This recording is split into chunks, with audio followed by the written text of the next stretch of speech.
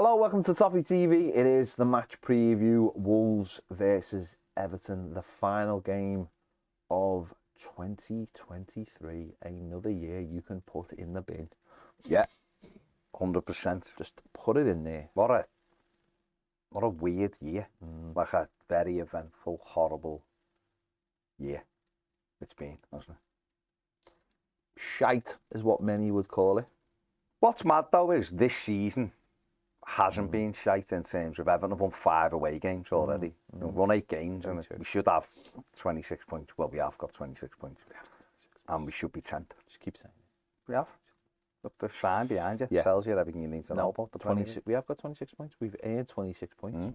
And we hope to earn more on Saturday. Another 26 will be sound. I don't think we can get 26 on Saturday. No, not on Saturday. 3. Well, we could if there was an appeal on Saturday morning. They give us it back, you know. I don't know. No. But listen, it's a tough game. Very tough game. Wolves haven't been a favourable opposition this in the last few years. But we went there last season. We got a 90+9 equaliser by Yerry Mina. King Gerald. Yeah. To put us in buoyant mood ahead of that final game of the season. It basically kept us up, the goal, really. I know we had to beat Bournemouth, but that goal meant that no matter what Leicester did, as long as we won, we stayed up. So. Yeah, same thing if he hadn't scored, but don't worry about it. No. It's a key goal. It was a key goal. It was a key goal for just everyone's general mental health. It was a key goal. But we go to them, obviously, this season. The away form, as you mentioned there, is much better. We lost our last away game to Spurs, but we came away with a victory in our hearts, which it's not the place to win. I'll be honest with you. I prefer them on the table, if I'm honest. But no, with a little bit of credit. Don't take glory victories. Glory defeats. I mean, take glory victories all day long. Glory Do not victories take are great. glory defeats. No. Well, listen, the away form has massively improved this season, obviously, and we just hope to continue that on Saturday. It will be a tough game. They've won the last 2. They've won 3 of the last 5. They can feel very, very hard done by this season by VAR as well. You know, I hope everyone's got their banners ready for Saturday. But wouldn't it be lovely to just round off 2023 with a win, which would keep us above Wolves in that table of our hearts? Yeah, it would. I'm hoping for a flipped result of what we saw at the start of the season when they were so fortunate. Yeah. It was incredible. They should have been 4 or 5 down and they won the game in the last couple of minutes. So I'd take that. They can do what they want and have a great day. Yeah. But have no luck and we just nick it in the last minute. Would be delightful. But Gary O'Neill's done a brilliant job, to be fair. He's gone in there. A lot of people didn't give him much chance. He went in very late, didn't he? 5 days, I think, before the season. Yeah. And he's done a brilliant job. You know, he's done a really good job at Bournemouth and was sacked unfairly, in my opinion. Yeah. And he's gone in at Wolves and done a really good job. And they've had some terrible decisions against them this season as well. We have as well. It's probably the most 2 affected teams by decisions in the Premier League, I would suggest. We know there's an agenda against us in the Premier League this season. Wolves could well feel there's one against them as well, given some of the horrific decisions they've had. But we've just got to put it out of our mind. We're playing against a team that are doing well. I think they've won 4 of the last 5, which is as many as they'd won in the previous 21 against Everton. So it's in their favour at the moment. But that all goes out the window at the weekend. They've had a great win at Brentford last night at the time. I think they won 4-1, didn't they? But Hwang Hee-chan, there's a little bit of a doubt over him. That'd be massive for us if he was out.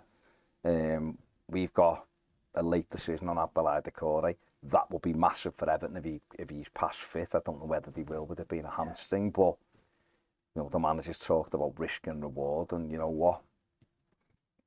It might be it might be a risk worth taking for Everton because he's such a key member of our team.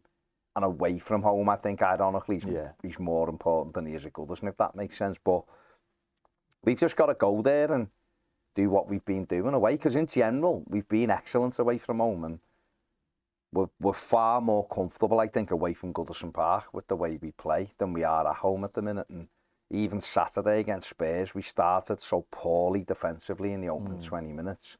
By the end of the game, we should have won the game, let alone even get a draw in it. And we ended up losing it. So if there's a little bit of karma or a little bit of good fortune, we're definitely due it. And I talked about Wolves when they come to Goodison back in August. Everton were by far the better team. They should have had the game sewn up, and we didn't. Jose Sarr made some great saves, and we missed sitters, and they ended up nicking it late on, and we haven't done that to anyone. So if there's a little bit of good fortune due our way in 2023, then let's hope it arrives at Molineux on Saturday. Yeah, it would. Obviously, it feels like longer, but the last week or so has been hasn't been great, and has obviously tested the squad out massively. And we know we're down to the bare bones. I mean, the fact that Andre Gomes started a Premier League game for Everton is, incredible. Let's be honest. We know there's not going to be any Adesanya Gay. He's got a calf injury. No Ashley Young guy. Yeah, no Young. Coleman was obviously back on the bench last night, so that's a boost. There's not much room for. There's obviously we can change the formation. We can go to 3 at the back if we need to, and maybe that helps out. Might be something we can do a little bit different. He's not going to start with 2 up front, so there's not really that. But we're getting stretched now, aren't we, for different things? Maybe if Ashley Young had been available, then maybe he would have played Jack Harrison off the striker, and but if Ashley Young's not available, then, and that's the problem. It's when you've got such a small squad and you're asking players to have multi positions and they're not available, and that kicks on, then really we are left with basically playing 3 at the back, or if we've got that extra midfielder, we'll have to play them. So it is tough at the moment. And ironically, when you get into January, there's 1 Premier League game. It's nuts. Hourly work, this fixture is just absolutely stupid. It pulls, and I'm sure they do it on purpose to try and get mad results, so to keep it as interesting as they can. And as you said, January there's a couple of FA Cup weekends, and there's a winter break, and then so there's only 1 Premier League game. That's Villa for us at home. But it would be lovely to just break up these, obviously, back-to-back defeats and going out of the Cup as well to Fulham. It'd be lovely to just go there and get something, because obviously we are looking over our shoulder. Luton are there, and we could quite possibly end up back in the bottom 3, which, of course, we don't deserve that. We don't deserve to be in the bottom 3. Certainly not by the way we've been playing. Picking up 12 points in December has been huge as well. But that's where we find ourselves. That's the reality of the situation, isn't it? We don't deserve it. We know we don't deserve it. We're above, points-wise, we're above Wolves. We're in 10th place. We should be in 10th place. But as the manager keeps stressing, we can't sit here thinking what could have been, what should have been, or what maybe we get back. The reality is we have 16 points, and it would just be lovely to wrap up a crappy year by getting something at Wolves and just changing what's happened in the last couple of weeks. Yeah, and obviously if Everton was to win, we'd be 6 points behind Wolves in the table as it is. So you've got to bear that in mind as well. They're doing really well and playing well, but we've got to try and put the distance. We'll know at kick-off time whether we're in the bottom 3, because obviously Luton play Chelsea at 12:30 at the weekend. Yeah, come on, Chelsea. But we're in a fight at the minute, and we know that we are. And listen, we may end up getting some points back, we might not. So we've got to treat it as this is where we are right now. But you've got to go up to Newcastle in 8th position to find a team that's won more games than Everton. So that's what you've got to remember going into this one. This is a team that, as you've just rightly said, we will be starting the game above at the weekend in a normal season. So we have to remember that. And we have to bear in mind that we are capable. We've won 5 away games. There's no reason why we can't go to Wolves and win. They're playing well. They're a good side. but so will we. We go there, I think there's something like 7 unbeaten at home at the moment, so it will be tough. We're under no illusions about whether it'll be difficult or not, but we should have got something at Spurs. Spurs are a better team than Wolves. We led Man City for, into the, whatever it was, 53rd minute, and threw that away a little bit just because their quality shone and we started getting tired, but we were architects of our own downfall in that as well. So we have to make sure that we have to make sure that we're perfect almost at the back, don't give anything cheap away, which we haven't really been doing up until the last 2 games. I think we give the goals away at Tottenham were cheap, really were, and then against City they were goals that we haven't been letting in of late, so we've got to get back to the basics. We know we're going to be in a scrap. This will be a battle. Like I said before, Gary O'Neill's done a great job there. They're a tough team to play against. I watched them against Chelsea. Chelsea had a lot of opportunities in the first half, and Wolves turned the heat up second half, so we've got to be wary of that as well. But, we know their strengths and weaknesses, and they'll know ours, and we've just got to hope we can dig in. The players are giving everything at the moment, and that's all we can ask for. Yeah, I think it's about getting through that first 20 minutes again, isn't it? It's something which it is a big factor in our games, because we know, we've not won a game from being. We've lost every game. We've conceded the first goal. I didn't want to put it that brutally. Well, that's just a fact. Yeah. So we have to make sure we get through that first 20 minutes, settle it down, just get into our rhythm of doing things, and go from there, because these will want to go fast. They'll have all the confidence from the last 2 games. They'll want to get out the blocks quickly. Molineux is a great atmosphere, and they'll be feeling very, very positive. And we've just got to make sure we remember what we've done right this season. Well, they had 5 shots on target against Brentford and scored 4 goals.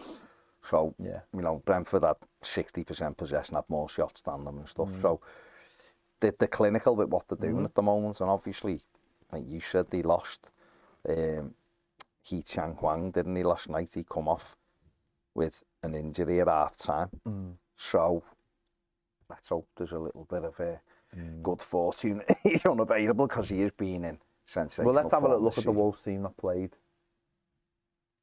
at Brentford. They go 3 at the back, don't they? They have Kilman, Bueno, and they've Gomez there.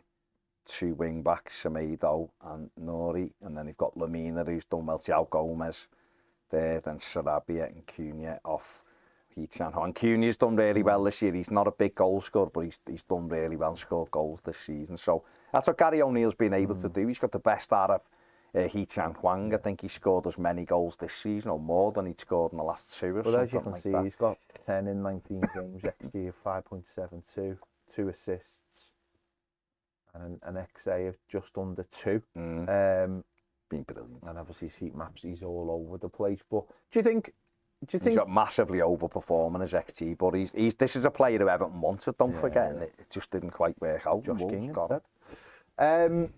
Do you think that Everton could maybe, if the core isn't back fit, and I think he will be, but do you think it could be a case we do go and try and match them up and go 3 at the back ourselves? And it'd make more sense. You see, really, it would make more sense, because you'd have your shape the same then, don't you? The problem is, it'd be perfect to do it if Idrissa Gay was fit. Yeah. He's not. So therefore, you're asking Andre Gomez, I imagine, to play in a 3, which is fine, because it doesn't mean he has to be the defensive one, but he can go in there. You then go with Patterson on one wing back and Dwight McNeil as the other wing back. But then, so what if you have Michalenko as a wing back though, and have actually Dwight McNeil coming in and tucking inside? You see, what I would Garner and an Onana. Yeah, so I think I'd be tempted to have McNeil as the 3rd midfielder and he'd breaking, and then have Harrison. So it'd almost be Wolves' formation. So you'd have 3 centre backs, you'd have your 2 wing backs, and then you'd have 2 and 2 off. Yeah. And I imagine it'll be Dominic Calvert-Lewin who starts this one. I think Beto will be sub. So he could do it that way, and then you've got Harrison and McNeil buzzing around, and you've got Michalenko and Patterson as the wing backs, unless he throws Seamus back in. So it gives him the opportunity. It'd be something slightly different than what we're doing, but I don't think we've got a perfect We haven't got a perfect split striker, have we? He's not going to play. No. No, but I think with that too, though, that's where you get away with the split striker because it's 2 and 2. And I think we played that at Villa, didn't we? Yeah, we did. We played that at Villa away in the cup where where it was McNeil and Harrison, and it worked that night because they're coming inside, they're playing us, inside forwards and all that, that thing. I think it worked that night because those two could get closer, and we had the protection of Garner Onana, and it worked. And obviously Michalenko can play that position, and obviously he's a bit more defensive, but actually Patterson as a wing back suits him, I think. So it wouldn't surprise me. I just don't think shoehorning in a player again, especially when it's you'd be asking Gomez to do it again. I just don't. You can't play 3 in a week. I just don't see that happening and getting enough out of him to help us.